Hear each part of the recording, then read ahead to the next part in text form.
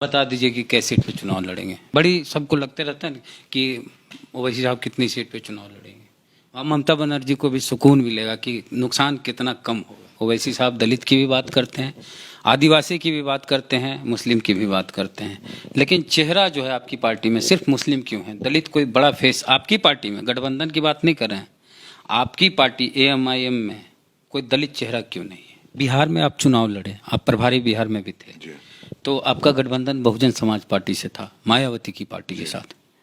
फिर अगले साल उत्तर प्रदेश में चुनाव है, गठबंधन मायावती के साथ बरकरार रहेगा या अलग अलग? 5 विधायक जो आपके जीते हैं बिहार में, ओवैसी साहब की पार्टी से या आपकी पार्टी के ही, सब मिलके गए थे नीतीश कुमार से मिलने, मुख्यमंत्री से। खबरें छपी कि नीतीश कुमार की पार्टी में शामिल हो सकते हैं AMIM के सारे विधायक। जा रहे हैं लोग जदयू में। मेहनत करने वाले अपनी मेहनत करेंगे और हरे परचम को दलित परचम के साथ जोड़ते हुए गाड़ के निकल जाए।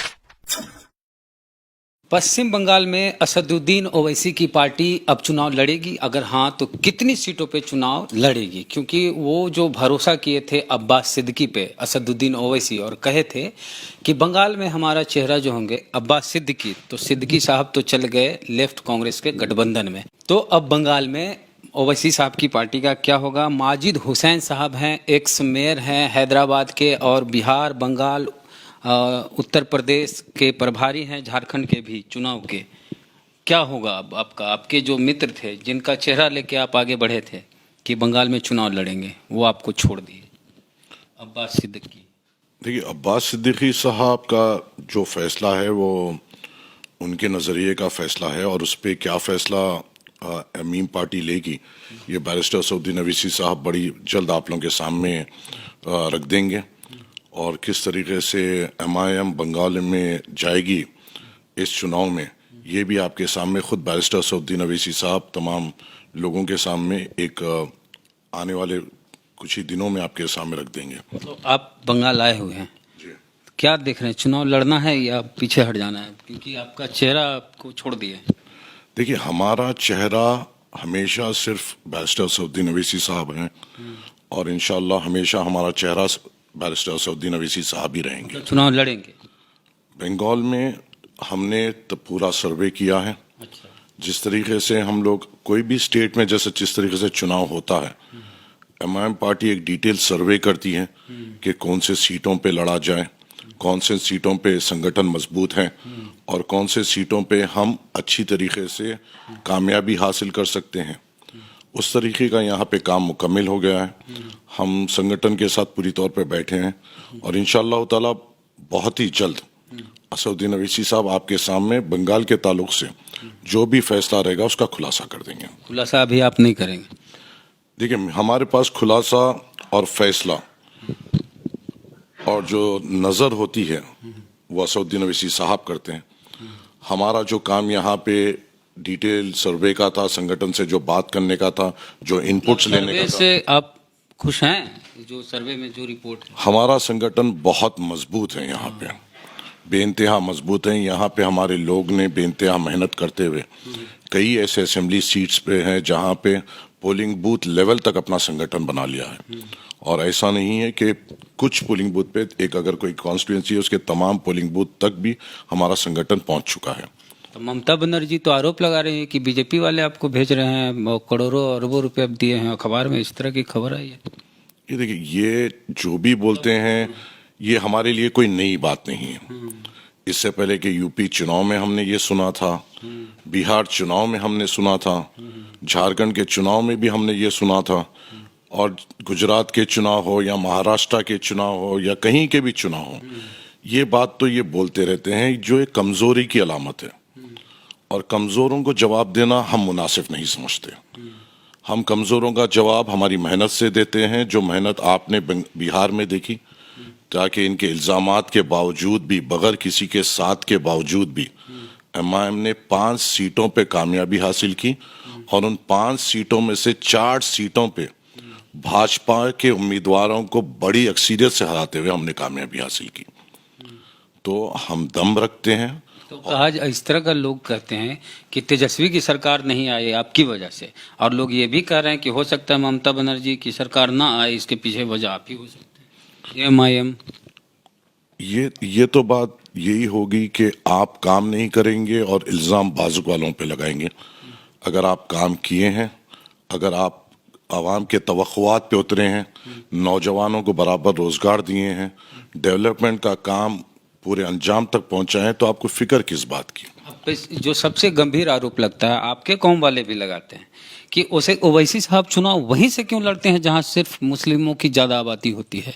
उन सीटों पे चुनाव क्यों नहीं लड़ते जहां हिंदुओं की आबादी हो, दलितों की आबादी हो? आप टारगेट ऑडियंस आपका सिर्फ मुस्लिम क्यों है? ये साहब, ये वो लोग बोलते हैं जो ना तजुर्बेकार हैं। नहीं, सीमांचल में भी तो ही। नहीं, मैं वही बोल रहा हूँ, ये लोग वो लोग कहते हैं जो ना तजुर्बेकार हैं और जो अपनी रिसर्च बराबर नहीं करते हैं। महाराष्ट्र में हो या औरंगाबाद में हो या हैदराबाद में हो या गुजरात के भी म्युनिसिपल इलेक्शन में हो, ऐसे कई हमारे हिंदू और दलित भाई हैं जो मेनलिस्ट के टिकट पे लड़े हैं और कामयाबी हासिल किए हैं। बिहार में भी हमारे टिकट से कई हिंदू भाई लड़े, रानीगंज से लड़े, दूसरे मुकामात से लड़े, फुलवारी शरीफ से लड़े। तो ये बात बोलना, फुलवारी में तो वैसे साहब प्रचार करने नहीं गए, हमारे प्रचार वहीं किए जहां मुस्लिम कैंडिडेट थे। नहीं, क्यों? हमने तो बसपा के करीबन 10 उम्मीदवारों के लिए हमने प्रचार किया। अवैसी साहब ने उपेंद्र कुशवाहा साहब के करीबन 20 उम्मीदवारों के लिए उन्होंने प्रचार किया। देवेंद्र यादव साहब के कई उम्मीदवारों के लिए उन्होंने प्रचार किया। वो करीबन 60 से ज़्यादा सभाएं बिहार में की, जिसमें से कई सभाएं बसपा के लिए, कुशवाहा साहब के लिए और देवेंद्र यादव साहब के लिए भी किए, और बाकी ये सभाएं खुद के लिए किए। तो ये बोलना और ये जो बोलने वाले हैं ये कमज़ोर हैं और नातजुर्बेकार हैं। तो क्या लग रहा है कि इस बार बिहार की तरह कर पाएंगे आप 5 या ज़्यादा? क्या उम्मीद क्या है, कितनी सीटों पे जीत सकते हैं? सर्वे के हिसाब से हम पूछ रहे हैं, क्योंकि आप हमारी उम्मीद और जो हमें मोटिवेट करता है वो हमारी मेहनत है और हमारे बैरिस्टर असदुद्दीन अवैसी साहब का चेहरा।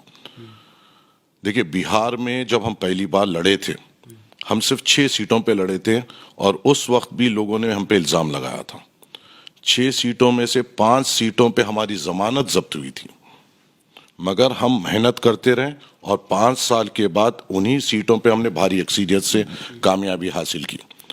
तो हम जीत के लिए नहीं, हम हमारे हौसलों को और हमारा जो पॉलिसी और असदुद्दीन अवैसी साहब का जो विजन है उसके लिए मेहनत करते हैं। आपकी पार्टी में कहते हैं कि सिर्फ मुसलमानों की नहीं, दलितों की भी बात करते ही हैं। ओवैसी साहब दलित की भी बात करते हैं, आदिवासी की भी बात करते हैं, मुस्लिम की भी बात करते हैं, लेकिन चेहरा जो है आपकी पार्टी में सिर्फ मुस्लिम क्यों है? दलित कोई बड़ा फेस आपकी पार्टी में, गठबंधन की बात नहीं कर रहे हैं, आपकी पार्टी एएमआईएम में कोई दलित चेहरा क्यों नहीं है?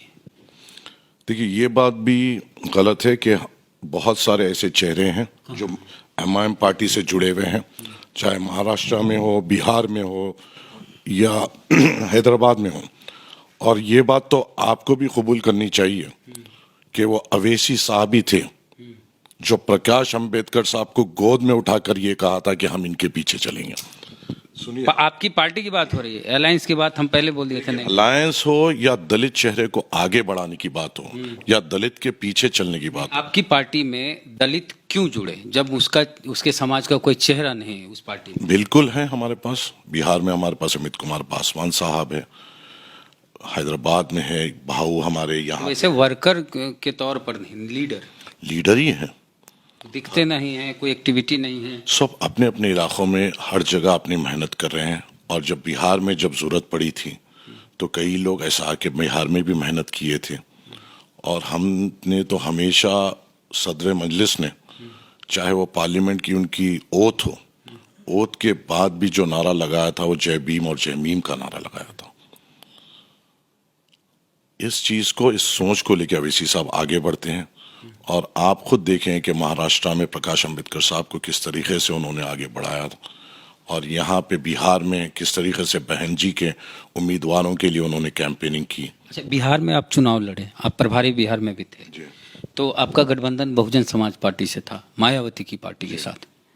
फिर अगले साल उत्तर प्रदेश में चुनाव है, गठबंधन मायावती के साथ बरकरार रहेगा या अलग अलग? देखिए, ये स्टेट वाइज पॉलिसी डिसीजंस होते हैं जो असदुद्दीन अवैसी साहब वहाँ के संगठन के साथ बैठकर उनके व्यूज को लेते हुए और मीम के लिए जो जो ताकत और बख्श देती है उस चीज़ों को देखते हुए एक फैसला लेते हैं। यूपी में भी असदुद्दीन अवैसी साहब वहाँ के संगठन के साथ बैठकर उनका मशवरा लेते हुए वहाँ पे जो बेहतर फैसला होगा वो बराबर करेंगे। बता दीजिए कि कैसे सीट पे चुनाव लड़ेंगे। बड़ी सबको लगते रहता है ना कि ओवैसी साहब कितनी सीट पे चुनाव लड़ेंगे। और ममता बनर्जी को भी सुकून मिलेगा कि नुकसान कितना कम होगा या कितना ज़्यादा होगा। देखिए, हम किसी के नुकसान या फायदे के लिए हम चुनाव नहीं लड़ते। भाई आरोप तो यही लगता है। आरोप लगाने वाले आरोप लगाएंगे और जमीन की ग़िज़ा बन जाएंगे। मेहनत करने वाले अपनी मेहनत करेंगे और हरे परचम को दलित परचम के साथ जोड़ते हुए गाड़ के निकल जाएंगे। यहाँ देखिए 30% दलित आबादी है, आदिवासी दलित 30% और 30 के करीब ही मुस्लिम की भी आबादी है 60। दलित मुस्लिम एक हो गए 30-30, 30 दलित आदिवासी और 30% मुस्लिम दोनों एक हो गए तो 60% आबादी है। आपके साथ एक प्लस पॉइंट है कि मुस्लिम के लोग जो है मुस्लिम समाज के आपके साथ होते हैं।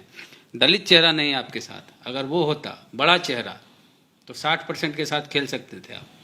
देखिए, यहाँ खेलने और कूदने की खेल कूद मतलब वो नहीं है सर। मजलिस का मकसद सिर्फ ये है, हमारा मकसद कभी पावर नहीं रहा है। हमारा मकसद है पेनिट्रेशन और रिप्रेजेंटेशन। पेनिट्रेशन असेंबलीज में और representation of minorities, Dalits and all the backward people. अच्छा, बिहार में आप चुनाव लड़े थे तो एक भाषण असदुद्दीन ओवैसी साहब का वो जबरदस्त असर किया था। उन्होंने एकदम बोल्डली बोला था कि यहाँ यादव भाइयों की आबादी कितनी है, इतनी है, उनका प्रतिनिधित्व कितना है, इतना है, मुसलमान भाइयों की आबादी इतनी है, लेकिन उनका प्रतिनिधित्व उतना क्यों नहीं है। तो इस बात को बड़ी सीरियसली लिए, खास करके सीमांचल वाले लोग, कि भाई यादव से ज़्यादा आबादी हमारी है, हमारे ज़्यादा विधायक क्यों नहीं है, नौकरियों में हमारे लोग ज़्यादा क्यों नहीं है, मंत्री हमारे ज़्यादा लोग क्यों नहीं है। तो बंगाल में भी कमोबेश स्थिति वही है। यहाँ तो 30% आबादी है मुस्लिम की, लेकिन प्रतिनिधित्व तो नहीं दिखता, न सरकार में न नौकरियों में। और सच्चर कमेटी की रिपोर्ट तो आप सब जानते हैं। तो इस तरह का भाषण अगर वो वैसे यहाँ दिए तो बड़ा नहीं, मैं तो लोगों से ये गुजारिश करूंगा कि आप मजलिस के काम को भी देखें। अवैसी साहब का एक एक बयान ज़मीनी सतह से जुड़े हुआ होता है। अगर आप उस बयान को देखते हुए उसके काम को भी देखेंगे, जिस तरीके से उन्होंने बयान दिया था कि ऐसों को चुनो जो तुम्हारी बात कर सके, और उसको साबित अख्तर ईमान साहब ने हाल ही के असेंबली में किया। शायद तेजस्विनी के लिए उतना नीतीश कुमार बौखलाहट का शिकार होते हुए नहीं उठे जितनी अख्तर ईमान साहब की बात पर वो उठे। और अख्तर ईमान साहब ने सीमांचल का और बिहार के मुसलमानों और दलितों की बात इस तरीके से रखी कि हर एक बात पे नीतीश कुमार को सफाई देनी पड़ी। ये चीज़ हम करना चाह रहे हैं कि जो हुक्मरान हैं ये जवाबदेह हों, इनसे सवाल पूछने वाले वहाँ पे हो। हम ये बोल रहे हैं कि गूंगों और बहरों और गुलामों को तो आपने बहुत भेज दिया, आपके बारे में बोलने वालों को भेजिए जो आपके ताल्लुक से वक्त के हुक्मरानों से बात कर सके और आपका मुतालिबा कर सके। अभी 5 विधायक जो आपके जीते हैं बिहार में, ओवैसी साहब की पार्टी से, आपकी पार्टी के ही, सब मिलके गए थे नीतीश कुमार से मिलने, मुख्यमंत्री से। खबरें छपी कि नीतीश कुमार की पार्टी में शामिल हो सकते हैं AMIM के सारे विधायक। जा रहे हैं लोग जदयू में। ये जो खबरें छपी थी कि नीतीश कुमार की पार्टी में MIM के विधायक जा रहे हैं, ये उन्होंने ही खबरें छपाई थी जो ये कहते हैं कि हम बीजेपी के लिए काम करते हैं। ये वही नातजुर्बेकार और बेखौफ लोग हैं जो सिर्फ बात करना चाहते हैं। अख्तर ईमान साहब तमाम विधायकों को नीतीश कुमार लेके गए थे और CM होते हुए वहाँ पे जाके सीमांचल का रिप्रेजेंटेशन किया, वहाँ के तकलीफ़ात जो थे वहाँ पे रिप्रेजेंट किया और उनको सीमांचल की ज़मीनी हकीकत से आगाह कराया। और उनको ये कहा कि उनके साथ ही साथ उन्होंने रिप्रेजेंटेशन कंसर्न मिनिस्टर्स को भी दिया, गवर्नर को भी दिया, और वो हम जाएंगे, वो वहाँ के CM हैं, हम हमारी रिप्रेजेंटेशंस बराबर उनके सामने जाके रखेंगे। अगर वो नहीं सुनते हैं फिर हम जिस तरीके से भी जाना उस तरीके से जाएंगे, और जो आवाम ने हम पे भरोसा जताया है उस पे हम खरा उतरने की पुरजोर कोशिश करेंगे। बता दीजिए कितनी सीटें, चुनाव कितनी सीटों पे लड़ रहे हैं? अकेले लड़ रहे हैं? कहाँ पे? बंगाल की बात करें, बंगाल के चुनाव का घोषणा असदुद्दीन अवैसी साहब की मुबारक जबान से होगा, हाँ, जल्दी ठीक। होगा हम और आपसे जानना चाहते हैं पूरों को मुतमईनी होगी। 10, 20, 30 जो भी नंबर है, जो भी फैसला होगा, असदुद्दीन अवैसी साहब बड़ी जल्द बोलेंगे। मत इतना है, हम बंगाल में हैं और बड़ी ताकत से हम यहाँ पे आएंगे, लड़ेंगे।